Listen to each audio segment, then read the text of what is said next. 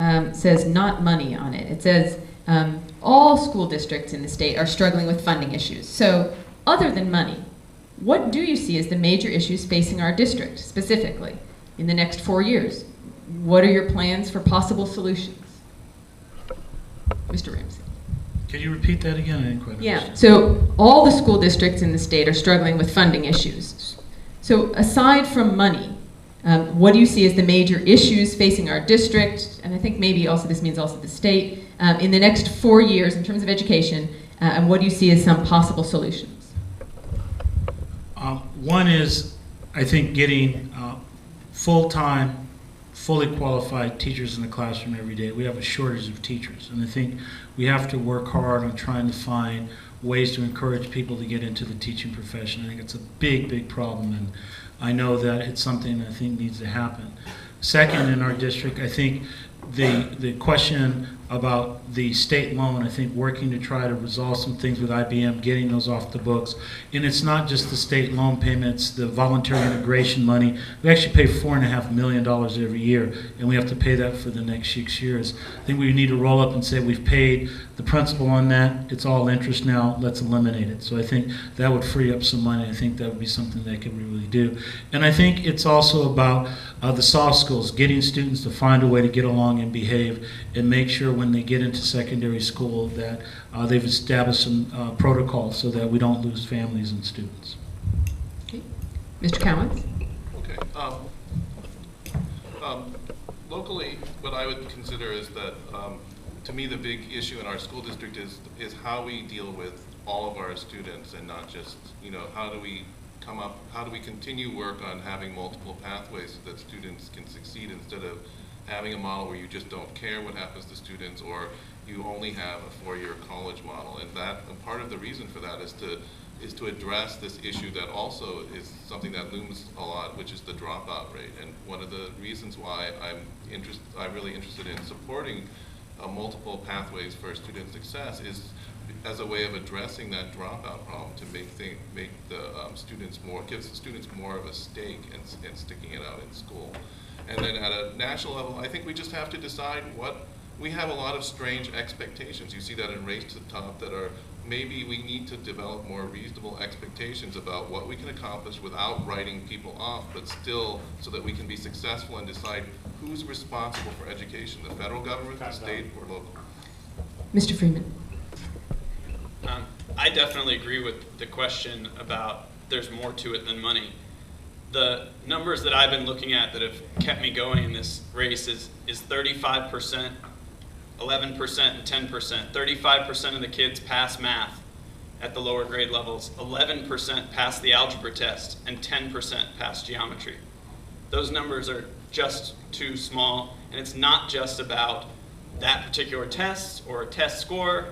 It's about the fact that they're not passing algebra because they're not being prepared, they're not being engaged in learning at the younger grades. And then when they don't pass, I'm sure you all know that it creates a smaller and smaller group of kids who are on that path to success, and therefore they don't have peers and role models to look to, because they're getting stuck, not passing not just the math test, but not learning the proper reading skills, not getting engaged and excited about science, and all the other things that make for a high quality student all the way through. Ms. Kronenberg. So the issue, if we're not going to talk about money, which is the big issue, but we will talk about it, is student achievement. And when we're looking at student achievement, that brings right into play who the students are. And that brings us to the achievement gap. Because we have many students who are absolutely achieving, and we have many students who are not. And there are multiple reasons that school districts look at. Sometimes they would look at it as mission creep, things that are beyond what school districts should have to do, but we do have to do, because we have to address the issues of poverty, because the issues of poverty are what pull our kids down. And we need to not make believe they're not there. Part of the answers for that are in community schools. We've looked at that in the district. I think we need to expand that. I think community schools are one of the big ways that provide wraparound services and allow families to have the additional support that children from more affluent communities just get automatically. We need to find ways to do that so that it equalizes the playing field that our kids come from. Ms. Merriweather? There's several things I think we need to focus on, and the achievement gap was one of the things I was going to say also. But even looking at the achievement gap, we have to look at our student population. Almost 47% of our students are Latino. So we need to make sure that those Latinos and African American students are achieving at a much higher level. Yes, we had an increase this year, but we need to really work on those, focus on those issues. Definitely good professional development. We have, I think it's like 44, we have 44 brand new TFAs, but then we also have new teachers that have came into the district. And so we need some good professional development for them so that they can stay in this district and they can get the support that they need to teach the children. Also, it's in... Ms. Miles? I think it's key that we provide our students with a solid foundation, and I think that begins with kindergarten. It's essential that our students receive the building blocks of education at the very lowest level when they come in. Those students need to be evaluated, they need to be assessed when there's problems, so that we're not waiting until students are all the way in the 3rd and 4th grade to address issues that should have been addressed in kindergarten. I know that as a kindergarten teacher for the last 7 years. Those students that have received the services that they need and the extra intervention are at grade level or above when they leave my classroom in 1st grade, because I keep my students for 2 years.